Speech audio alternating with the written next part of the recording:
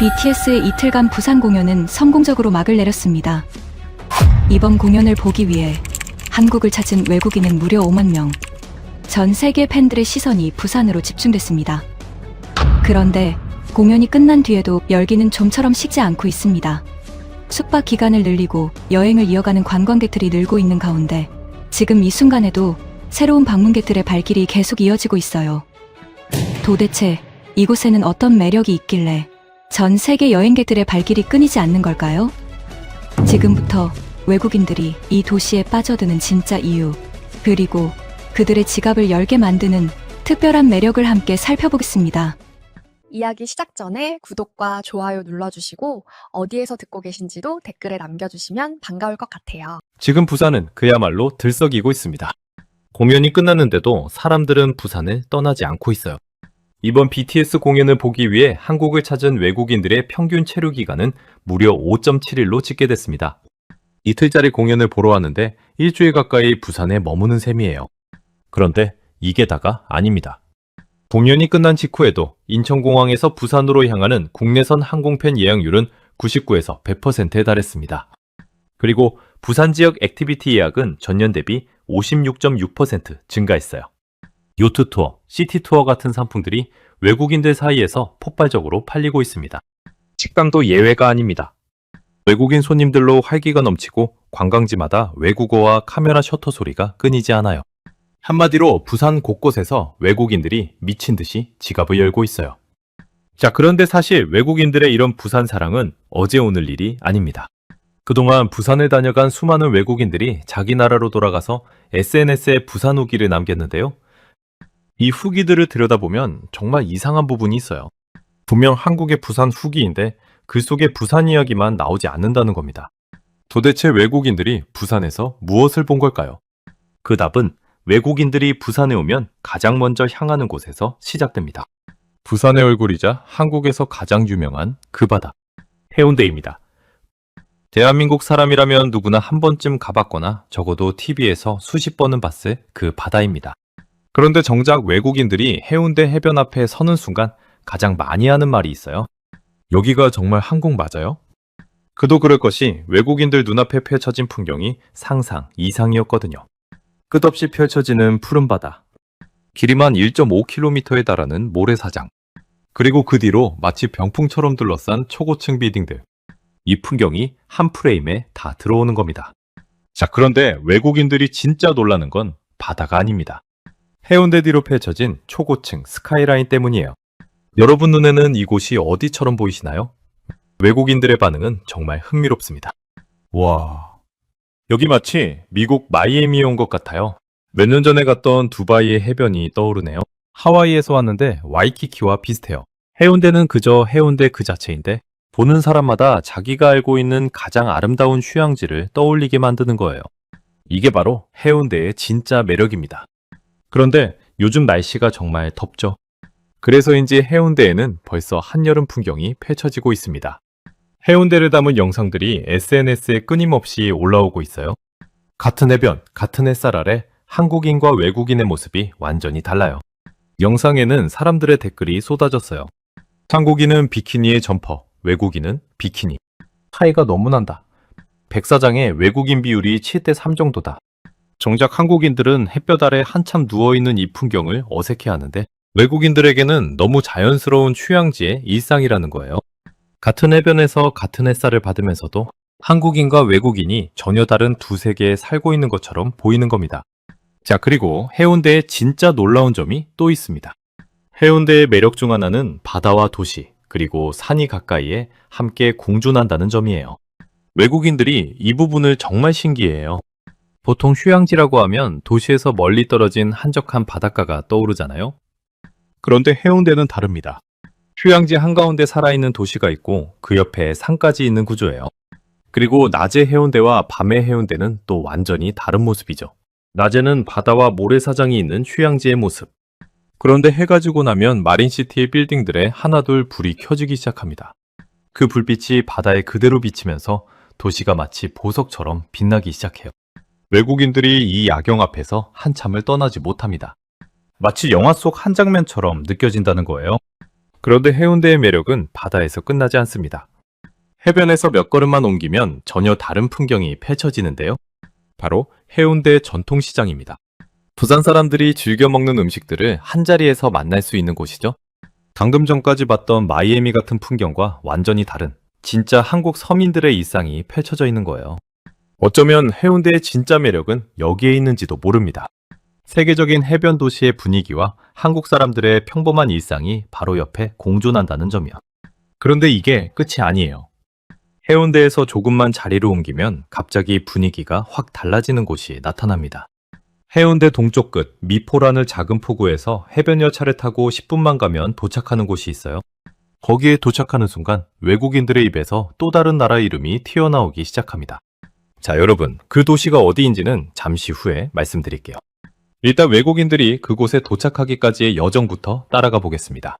청사포 해변 열차가 움직이기 시작합니다. 창문 너머로 바다가 끝없이 펼쳐지는 풍경. 한국에서도 쉽게 만날 수 있는 경험은 아닙니다. 외국인 관광객들은 열차에 오르자마자 자연스럽게 스마트폰부터 꺼내듭니다. 그 영상들이 SNS를 통해 빠르게 공유되고 있어요. 그리고 어떤 사람들은 더 특별한 선택을 합니다. 바로 스카이 캡슐이라는 걸 타는 거죠. 스카이 캡슐은 바다 위 공중 레일을 따라 천천히 움직이는 작은 캡슐이에요. 알록달록한 색깔의 둥근 모양이 너무 귀여워서 보는 순간 사진부터 찍게 됩니다. 둘에서 4명 정도가 함께 탈 수 있는 이 작은 공간에서 바다를 내려다보면 마치 동화 속에 들어온 기분이 든다고 해요. 부산 여행 관련 인기 콘텐츠를 살펴보면 스카이 캡슐 영상이 정말 많아요. 그만큼 외국인들 사이에서는 이미 부산 여행의 상징처럼 자리 잡은 거예요. 그렇게 10분 정도를 달리면 열차가 한 작은 어촌 마을에 도착합니다. 청사포라는 곳이에요. 자, 그런데 청사포의 풍경을 한참 둘러보던 외국인들의 표정이 갑자기 묘해집니다. 어디선가 본 듯한 느낌. 분명히 한국에 처음 왔는데 이상하게 익숙한 풍경이 펼쳐지는 거예요. 바다를 따라 길게 들어선 철길. 철길 옆으로 자리 잡은 조용한 어촌. 작은 통통배들이 옹기종기 정박해 있는 포구. 그리고 그 위로 부드럽게 떨어지는 햇살. 외국인들이 한참 동안 사진을 찍다가 문득 깨닫습니다. 일본 어딘가가 떠오른 거죠. 그것도 구체적인 도시 하나가요. 일본 여행을 다녀온 사람이라면 누구나 한 번쯤 들어봤을 그 도시. 도쿄 근교에 있는 작은 해변 마을. 바로 가마쿠라입니다. 가마쿠라는 일본에서도 정말 유명한 곳이죠. 일본 애니메이션이나 영화에 자주 등장하는 바다 옆 철길로 유명한 그 도시 말입니다. 슬램덩크 애니메이션에서 강백호와 최소연이 손을 흔들던 그 건널목. 기억하시는 분들 계실 거예요. 그게 바로 가마쿠라의 에노시마 전철입니다. 바다 바로 옆을 달리는 그 풍경이 일본 여행자들의 버킷리스트 중 하나로 꼽힙니다. 그래서 청사포의 풍경은 많은 외국인 여행객들에게 가마쿠라를 떠올리게 한다고 해요. 하지만 청사포에는 가마쿠라와는 다른 매력이 있어요. 바로 접근성이에요. 가마쿠라를 가려면 도쿄에서 또 1시간 가까이 기차를 타고 이동해야 도착해요. 그런데 청사포는요? 해운대에서 해변 열차로 단 10분이면 도착합니다. 부산을 여행 중인 외국인들에게 청사포는 일본을 따로 찾지 않아도 익숙한 해안철길의 감성을 만날 수 있는 곳인 거예요. 그리고 청사포의 매력은 여기서 끝나지 않습니다. 가마쿠라를 떠올리게 하는 철길 풍경 너머에는 청사포만이 보여줄 수 있는 특별한 장면이 기다리고 있거든요. 바로 청사포의 상징인 쌍둥이 등대입니다. 하얀색 등대와 빨간색 등대가 방파제 양쪽에 마주 서 있는데요. 푸른 바다를 배경으로 두 등대가 어우러진 장면이 정말 그림 같습니다. 사진 애호가들 사이에서는 부산을 대표하는 출사지로 꼽히는 곳이에요. 영화 그날의 분위기에서 배우 유연석이 명장면으로 꼽기도 했고요. 쌍둥이 등대 옆으로 조금만 걸어가면 또 하나의 명소가 기다리고 있어요. 청사포 다리돌 전망대입니다. 2017년에 완공된 해상 스카이워크인데요. 바다 위로 뻗어있는 유리 전망대를 걷다 보면 발 아래로 푸른 바다가 그대로 비치는 겁니다. 해운대구청 자료에 따르면 이 전망대를 찾는 사람이 평일에는 평균 2,000명, 주말에는 1만 명에 달한다고 해요. 그런데 청사포를 특별하게 만드는 건 풍경만이 아닙니다. 이곳에는 오랜 세월 전해 내려오는 특별한 이야기가 남아있어요. 청사포에는 망부송이라는 오래된 소나무가 한 그루 서 있어요. 아주 오래전 이 마을에 살던 한 어부의 아내가 고기잡이를 나가서 돌아오지 않는 남편을 하염없이 기다리던 자리라고 전해집니다. 그 아내의 사랑이 너무 깊어서 결국 용왕이 푸른 뱀을 보내 부부를 용궁에서 다시 만나게 해주었다는 전설이 내려오고 있어요. 청사포라는 이름도 여기서 유래했다고 합니다. 푸를 청, 모래사, 포구, 포. 푸른 모래의 포구라는 뜻이지만 그 안에는 푸른 뱀의 전설이 함께 담겨 있는 거예요. 그래서일까요? 청사포가 외국인들에게 본격적으로 알려지기 시작했어요. 특히 중국과 대만의 젊은 여행객들이 SNS를 통해 청사포의 매력을 공유하기 시작했습니다. 쌍둥이 등대, 해변열차, 스카이캡슐, 다리돌 전망대. 청사포의 모든 풍경이 SNS에 퍼지면서 큰 반응을 얻은 거예요. 이후 청사포는 외국인 관광객들이 꼭 찾는 부산의 대표 명소로 자리 잡았습니다. 해가 저물 무렵 청사포의 풍경은 또 한 번 달라집니다. 청사포의 일출과 일몰은 부산에서도 정평이 나 있어요. 바다 위로 떨어지는 붉은 노을, 그 노을빛을 받으며 천천히 움직이는 작은 어선들, 그리고 멀리서 들려오는 파도 소리. 이 풍경 앞에서 외국인들은 또 한 번 같은 말을 합니다. 여기가 정말 한국 맞아요? 그런데 청사포에서 이런 감동을 안고 부산 시내로 돌아오는 길. 외국인들은 또 한 번 놀라게 됩니다. 이번에는 비행기 표값만 100만 원이 훌쩍 넘는 먼 나라의 풍경이 부산 한복판에 펼쳐져 있었던 겁니다. 다시 부산 시내로 돌아온 외국인들이 향한 곳은 부산항 건너편 영도였습니다. 부산 사람들에게는 너무 익숙한 동네지만 외국인 관광객들 사이에서는 요즘 가장 뜨거운 장소 중 하나로 떠오르고 있는 곳이에요. 영도대교를 건너 버스를 타고 한참을 들어가면 바다 절벽 위에 자리 잡은 작은 마을이 나타납니다. 흰연애월 문화마을이라는 곳이에요. 이 마을에 처음 도착한 외국인들은 일단 멈춰서서 한참을 바라봅니다. 절벽 끝에 다닥다닥 붙어있는 하얀 집들. 그 집들 사이로 미로처럼 이어지는 좁은 골목길. 골목 끝에서 갑자기 시야가 탁 트이면서 펼쳐지는 푸른 바다. 그리고 바다 위로 떠있는 거대한 컨테이너선들과 작은 어선들. 이 풍경 앞에서 외국인들은 가방에서 카메라를 꺼내 한참 동안 셔터를 누르기 시작합니다. 자, 그런데 흰여울 문화마을의 이름이 왜 흰여울인지 아세요? 이 마을 뒤편에는 봉회산이라는 산이 있는데요. 그 산기슭에서 흘러내린 물줄기가 바다로 굽이쳐 내려가면서 하얀 물보라를 일으키는데 그 모습이 마치 여울 같다고 해서 흰여울이라는 이름이 붙었습니다. 정말 시적인 이름이죠? 이 마을의 풍경 자체가 그 이름처럼 하얗고 깨끗합니다. 그런데 이 마을의 진짜 이야기는 따로 있습니다. 지금이야 외국인들이 줄지어 찾아오는 명소가 됐지만 사실 이 마을의 역사는 가슴 아픈 사연으로 시작됐어요. 한국전쟁 당시 피난민들이 갈 곳을 잃고 영도의 이 절벽 위에 집을 짓기 시작한 겁니다. 평지가 부족하니까 사람들이 어쩔 수 없이 깎아지른 절벽에 매달리듯이 집을 세웠어요. 그 집들이 지금까지 그대로 남아있는 겁니다. 지금 외국인들이 사진을 찍으며 감탄하는 이 골목, 이 하얀 벽, 이 풍경 하나하나가 사실은 전쟁의 아픔에서 시작됐다는 거예요. 그런데 시간이 흐르면서 이 마을은 점점 쇠퇴해 갔습니다. 은폐가들이 늘어났고 한때는 사람들의 발길이 끊긴 동네가 되기도 했어요. 그러다 2011년 말 큰 변화가 시작됩니다. 영도구가 마을의 공폐가들을 대대적으로 리모델링하면서 이 절벽이 마을이 문화예술 공간으로 새롭게 태어난 거예요. 그리고 결정적인 계기가 한 번 더 찾아옵니다. 바로 영화였어요. 영화 변호인을 들어보셨죠? 그 영화의 주요 촬영지가 바로 흰여울 문화마을이었습니다. 영화 범죄와의 전쟁도 이곳에서 촬영됐어요. 영화 변호인과 범죄와의 전쟁 등의 촬영지로 알려지면서 흰여울 문화마을은 더 많은 사람들의 주목을 받기 시작했습니다. 지금도 마을 골목 곳곳에는 영화 속 대사들이 외벽에 적혀 있고 영화 촬영지를 기념하는 공간도 마련되어 있습니다. 자, 그런데 외국인들이 이 마을을 부르는 별명이 따로 있습니다. 흰여울 문화마을은 부산의 산토리니라는 별명으로 소개되기도 해요. 그리스 산토리니. 평생 한 번은 꼭 가보고 싶은 꿈의 휴양지죠.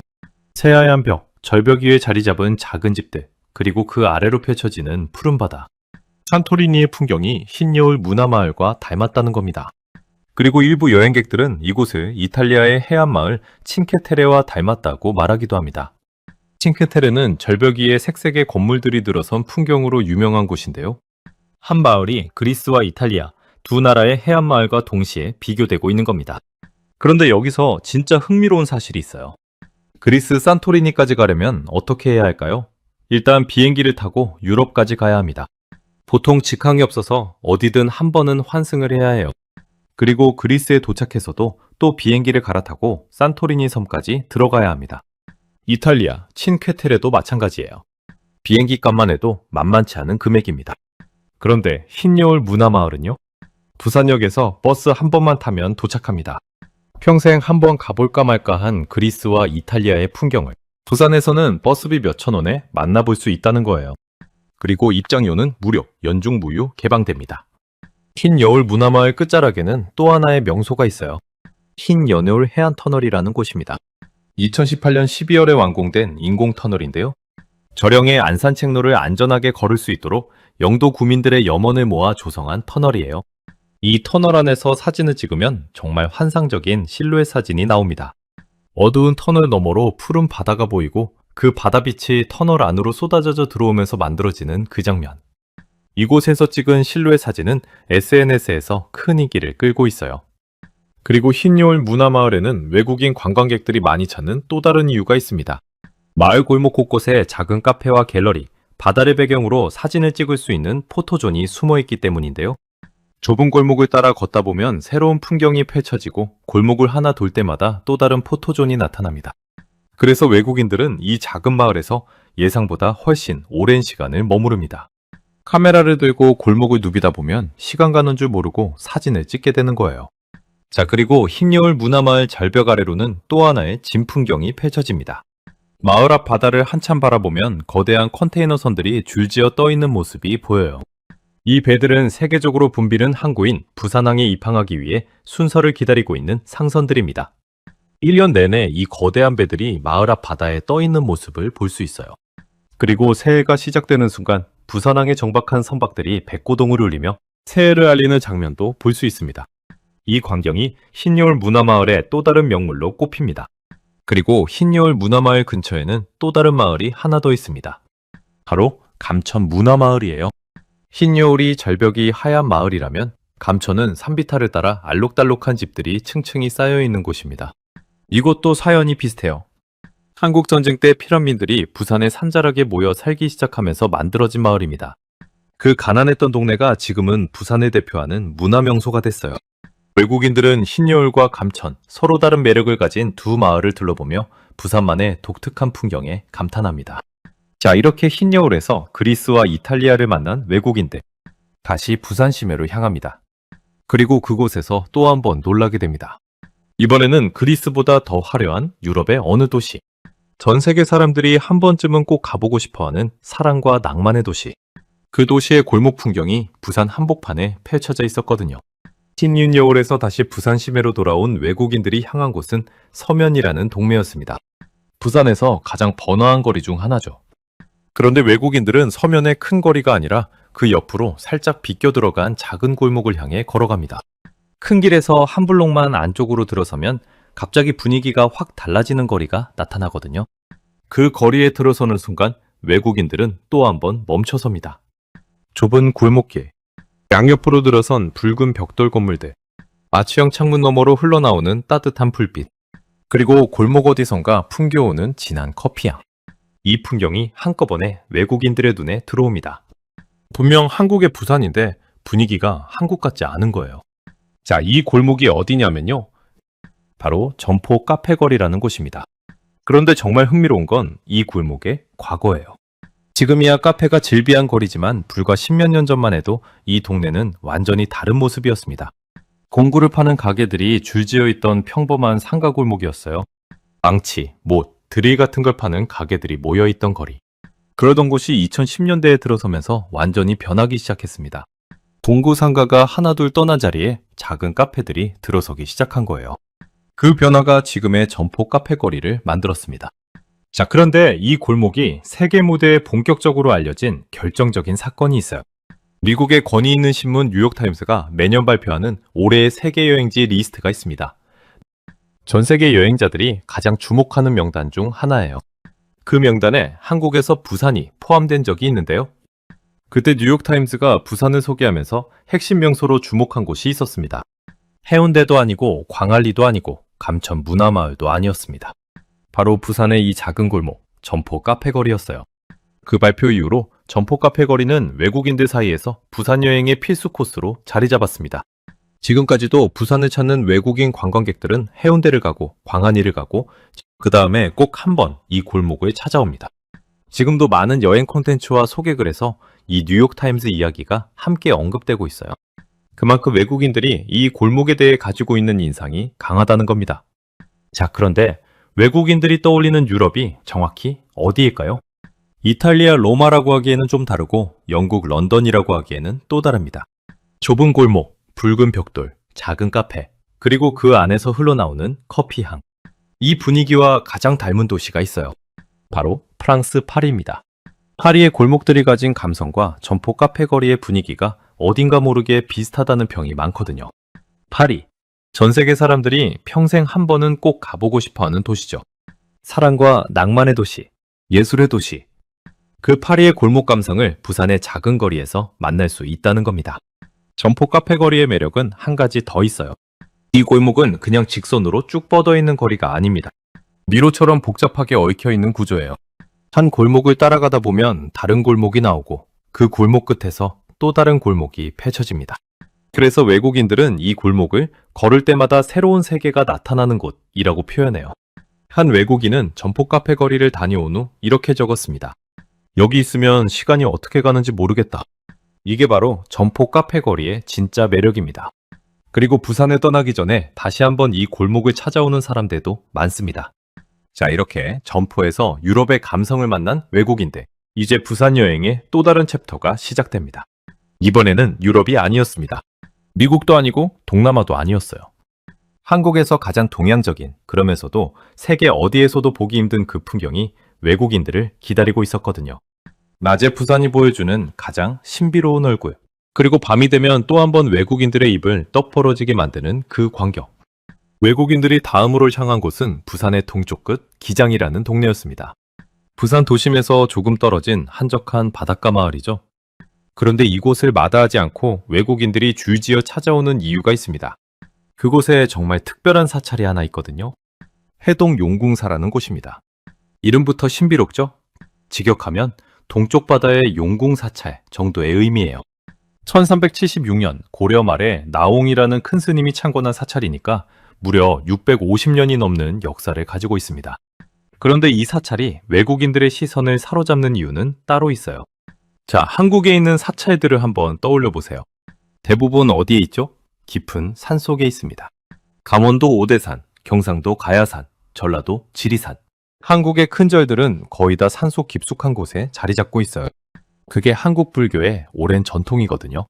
속세를 떠나 자연 속에서 수행한다는 의미였습니다. 물론 바다를 바라보는 사찰이 몇 곳 더 있습니다. 하지만 해동 용궁사처럼 해안절벽 바로 위에 자리한 사찰은 흔치 않습니다. 그래서 이곳은 한국을 대표하는 해안 사찰 가운데 하나로 꼽힙니다. 그리고 용궁사의 진짜 매력은 사찰에 도착하는 순간이 아니라 그곳으로 향하는 길에서 시작됩니다. 입구를 지나면 12지신 석상들이 방문객을 맞이하고 솔숲 사이를 따라 걷다 보면 어느새 108개의 돌계단이 모습을 드러냅니다. 불교에서는 108을 인간의 번뇌를 상징하는 숫자로 여깁니다. 그래서 사람들은 계단을 한 칸씩 내려가며 마음속 걱정을 내려놓는다고 말하죠. 외국인들도 이 이야기를 듣는 순간 발걸음이 자연스레 느려집니다. 그런데 계단 끝에 다다르는 순간 모두가 걸음을 멈춥니다. 시야가 한꺼번에 열리며 푸른 동해와 절벽이 사찰이 눈앞에 펼쳐지기 때문입니다. 파도가 바위에 부딪히는 소리, 바람에 흩날리는 향 연기까지 이곳에서는 사찰을 보는 것이 아니라 온몸으로 경험하게 되는 겁니다. 그래서인지 외국인들은 이곳에 처음 도착하는 순간 놀라움과 경이로움이 섞인 표정을 짓곤 합니다.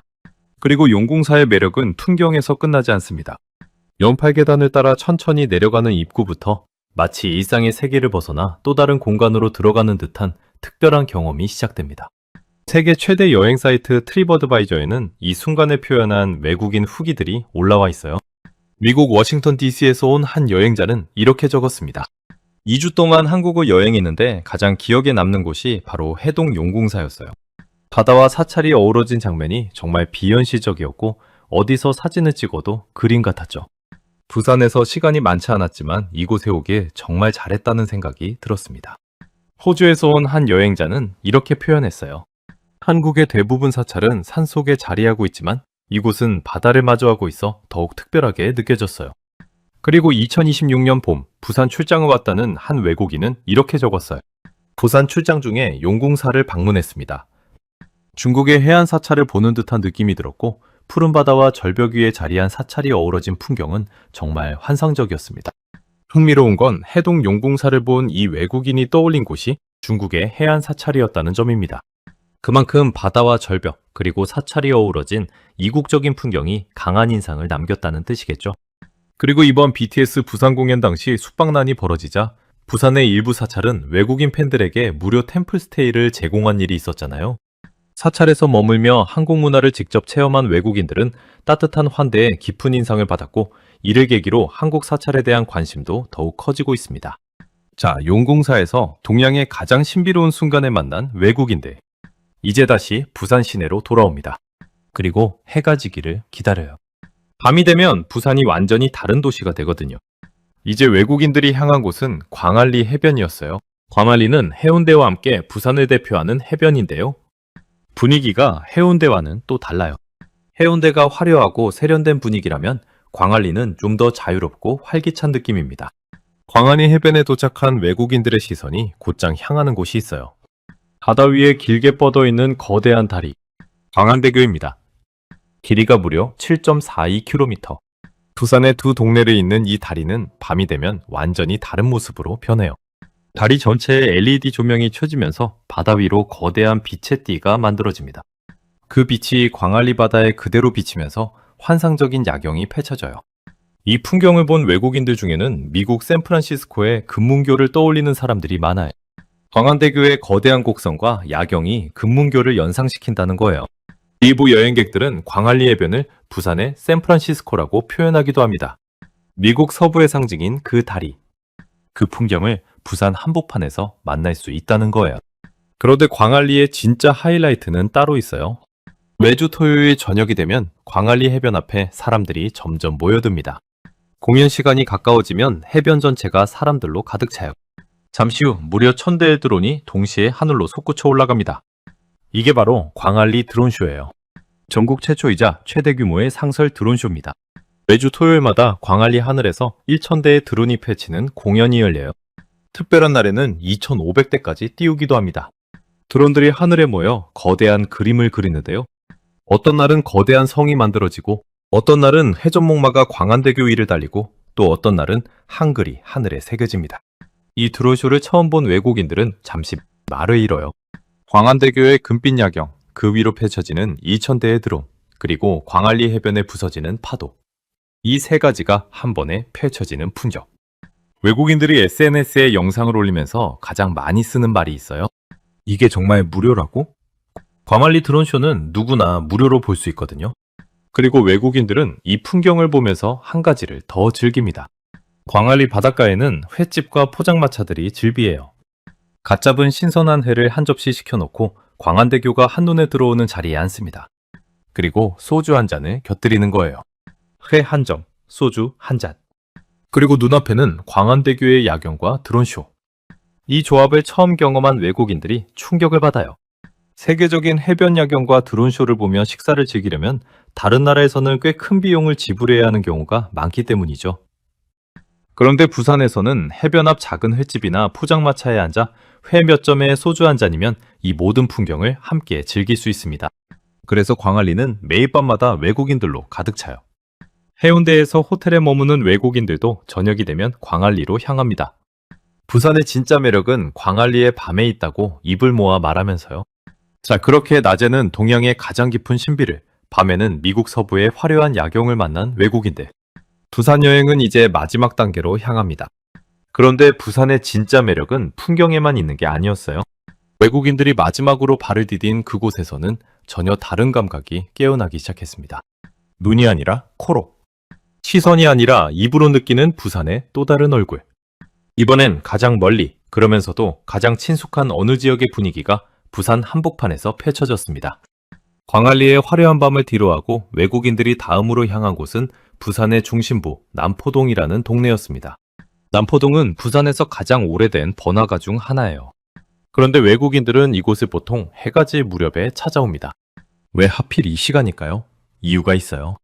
남포동에는 해가 진 뒤에야 진짜 모습을 드러내는 장소가 있거든요. 땅통시장이라는 곳이에요. 자, 그런데 이 시장에 처음 방문한 외국인들은 좀 이상한 경험을 합니다. 해가 막 졌을 무렵 시장에 도착하면 분명히 시장은 시장인데 생각보다 조용해요. 사람도 별로 없고 가게들도 어딘가 한산해 보입니다. 외국인들은 살짝 실망하기도 해요. 여기가 부산에서 그렇게 유명한 시장이라더니 별것 없네. 그런데 30분만 기다려보세요. 야시장 운영 시간이 시작되는 그 순간 시장의 분위기가 완전히 뒤집힙니다. 어디선가 사람들이 갑자기 쏟아져 나오기 시작하고 골목 곳곳에 좌판이 펼쳐지고 음식 냄새가 사방에서 풍기기 시작해요.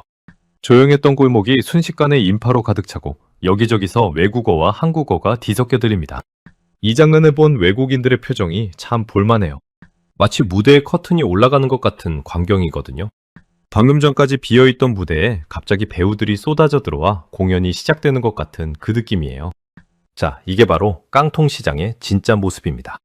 깡통시장은 국내 최초의 상설 야시장이에요. 2013년 10월에 문을 열면서 한국 야시장에 새로운 문화를 만들었습니다. 그런데 외국인들이 이 시장에 들어서는 순간 가장 먼저 느끼는 게 뭐냐면요. 분위기 자체가 한국 같지 않다는 거예요.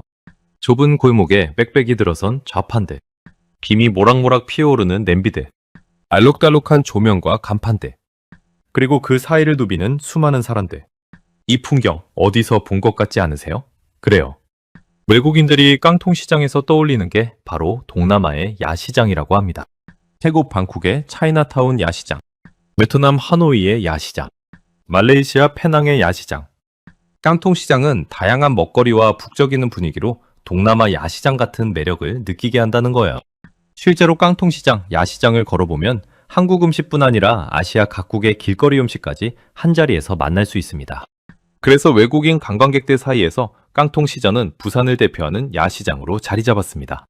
자, 그런데 깡통시장에서 외국인들이 가장 줄을 길게 서는 음식이 있어요. 바로 씨앗 호떡입니다. 부산 사람들에게는 너무 익숙한 그 호떡 말이에요.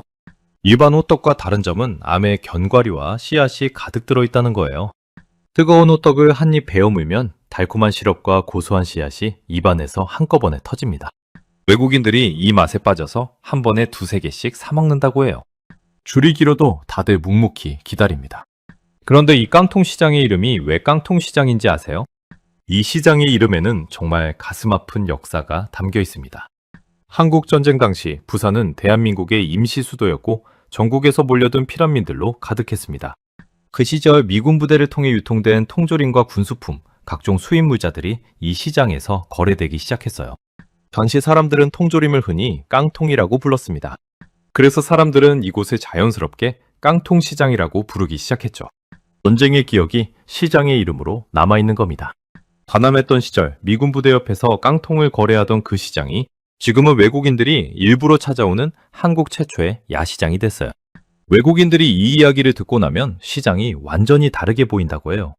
단순히 야시장 구경이 아니라 한국의 역사를 한 번에 느끼는 시간이 되는 겁니다. 자, 그런데 깡통시장에서 조금만 더 걸어가면 부산의 또 다른 진짜 모습이 펼쳐집니다. 자갈치 시장이에요. 국내 최대 규모의 수산물 전문 시장이자 부산을 가장 부산답게 만드는 그 시장입니다. 자갈치 시장은 새벽 경매가 시작되는 순간부터 밤늦게까지 활기가 끊이지 않습니다. 새벽에는 어부들이 갓 잡아 올린 생선을 풀어놓고 낮에는 관광객들이 몰려들고 저녁에는 또 다른 손님들이 가득 찹니다. 자갈치 시장에는 부산을 상징하는 또 하나의 존재가 있어요. 자갈치 아지매. 생선을 파는 부산의 아주머니들을 부르는 말이에요. 이분들의 활기가 자갈치의 정체성이라고 해도 과언이 아닙니다. 외국인들이 처음 자갈치에 들어서면 살짝 압도당해요. 펄떡거리는 생선들, 칼질 소리, 이 모든 게 한꺼번에 외국인들의 감각을 자극합니다. 일부 외국인들은 자갈치를 압도적인 에너지가 느껴지는 시장이라고 표현합니다. 그런데 그게 무서운 게 아니라 짜릿하다는 거예요. 살아있는 시장의 에너지를 그대로 느낄 수 있는 곳이 자갈치라는 겁니다. 자갈치의 진짜 매력은 시장 시스템에 있어요. 자갈치에 가면 산처럼 쌓인 해산물들이 외국인들을 기다리고 있어요. 살아서 펄떡거리는 광어, 거대한 킹크랩, 알이 꽉 찬 멍게, 신선한 전복. 외국인들은 이 중에서 마음에 드는 해산물을 직접 고릅니다. 그러면 자갈치 아지매가 그 자리에서 손질을 해줘요. 그렇게 손질된 해산물을 인근 식당이나 시장 내 식당에서 바로 요리해 한 상 가득 차려 먹을 수 있습니다. 이 시스템을 처음 경험한 외국인들이 충격을 받아요. 직접 해산물을 고르고 눈앞에서 손질하는 모습을 지켜본 뒤 바로 식탁에서 맛보는 경험이 흔하지 않기 때문이죠. 그래서 많은 외국인들이 자갈치 시장을 단순한 수산시장이 아니라 부산만의 특별한 식문화 체험 공간으로 기억합니다. 자, 이렇게 외국인들의 부산 여행이 깡통시장과 자갈치에서 마무리됩니다. 그런데 외국인들은 이제 부산을 떠나기가 너무 아쉽다고 합니다. 부산이 보여준 이 모든 풍경이 단순한 풍경이 아니라는 걸 깨달았기 때문이에요. 여러분, 이제 처음 던졌던 질문으로 돌아가 봅시다. BTS 공연이 끝났는데 왜 외국인들은 부산을 떠나지 못했을까요? 왜 그들이 쓴 부산 후기에는 자꾸 다른 나라 이야기가 등장했을까요? 그리고 왜 외국인들은 부산에서 그토록 아낌없이 지갑을 열었을까요? 그 답은 사실 처음부터 우리 눈앞에 있었습니다. 이국적인 바다 풍경이 그립다면 말레이시아 쿠타키나발루 대신 해운대로 가면 됩니다. 일본 가마쿠라처럼 바다를 따라 달리는 열차를 타고 싶다면 부산 청사포가 있죠. 물가 비싸기로 유명한 그리스 산토리니의 감성을 느끼고 싶다면 흰여울 문화마을이 기다리고 있습니다. 커피 한 잔과 감각적인 골목 문화를 즐기고 싶다면 프랑스 파리 못지않은 점포 카페 거리가 있습니다. 중국의 해안 사찰을 찾아 멀리 떠나지 않아도 됩니다. 바다와 맞닿은 절경을 품은 용궁사가 있으니까요. 밤이 되면 미국 샌프란시스코의 금문교 대신 광안대교가 눈앞에 펼쳐집니다. 그리고 깡통시장에서는 동남아 야시장의 활기와 열기를 느낄 수 있습니다. 여기에 감천문화마을, 자갈치 시장까지 세계 각국의 매력을 부산이라는 한 도시에서 모두 볼 수 있어요. 그것도 비행기를 7번 갈아탈 필요도 없이 환승 호텔에 묵을 필요도 없이 그저 부산이라는 도시 안에서 말이에요. 그리고 부산을 대표하는 돼지국밥 한 그릇과 시원한 밀면까지 더해지면 부산 여행은 더욱 완벽해집니다. 그래서 외국인들이 부산에서 이렇게 아낌없이 지갑을 여는 이유가 있는 거죠. 일본의 해안마을 감성부터 화려한 도심 야경, 전통시장과 미식까지 부산에서는 이 모든 경험을 한 도시 안에서 훨씬 부담 없는 비용으로 즐길 수 있거든요. 정말 가성비로 따지면 부산은 외국인들이 좋아할 수밖에 없는 도시입니다. 자, 그런데 여기서 정말 놀라운 숫자들이 있습니다. 외국인들이 부산에 얼마나 빠져들고 있는지 그 열기가 숫자로도 확인되고 있거든요. 올해 1분기에만 부산을 찾은 외국인 관광객 수가 무려 102만 3,946명을 기록했습니다. 부산이 외국인 관광 통계를 공식 집계하기 시작한 2014년 이후 가장 빠른 속도로 100만 명을 돌파한 겁니다. 외국인 관광객들의 소비도 함께 늘고 있습니다. 이는 지난해 같은 기간보다 26.4% 증가한 수치입니다. 다른 어떤 지역보다도 부산이 가장 빠르게 사랑받고 있다는 뜻이에요. 그렇다면 도대체 어느 나라 사람들이 부산을 가장 사랑할까요? 1위는 대만이었어요. 무려 56만 명. 그 뒤를 중국 48만 명, 일본 43만 명, 미국 20만 명, 필리핀 14만 명이 따랐습니다. 아시아부터 미국까지 정말 다양한 나라에서 부산으로 몰려들고 있는 거예요. 심지어 세계적인 권위 있는 기관들도 부산을 주목하기 시작했습니다.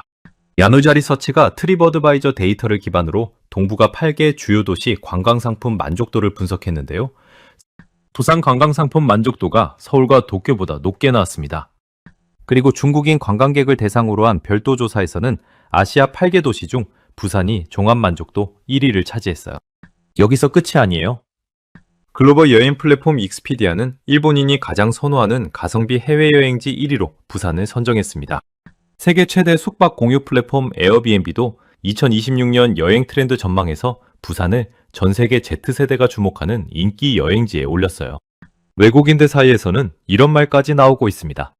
솔직히 서울보다 부산이 더 좋다. 심지어 대만에서는 부산병이라는 신조어까지 생겼어요. 부산에 다녀온 사람들이 자꾸 부산 생각이 난다며 그리워하는 증상을 부르는 말입니다. 자, 그런데 여기서 정말 중요한 이야기가 있습니다. 지금은 세계 어디에서도 보기 힘든 광경이지만 불과 몇십 년 전만 해도 한국은 그저 가난한 나라였어요. 부산이 어떤 도시였는지 한 번만 떠올려 보세요. 전쟁의 한가운데서 피란민들이 마지막으로 도착한 도시. 말 곳을 잃은 사람들이 모여 절벽에 매달려 집을 짓고 미군 부대 옆에서 깡통을 거래하며 살아남은 도시. 그런데 그 시절의 흔적은 지금 무엇이 됐을까요? 전 세계인이 부러워하는 풍경이 됐어요. 피란민이 절벽에 지은 집은 그리스 산토리니가 됐고, 미군 깡통 거래소는 동남아 야시장이 됐고, 공구상가 골목은 뉴욕타임스가 인정한 명소가 됐고, 피란민의 음식은 외국인이 줄 서서 먹는 별미가 됐습니다. 이게 바로 부산이에요. 그리고 이게 바로 한국입니다.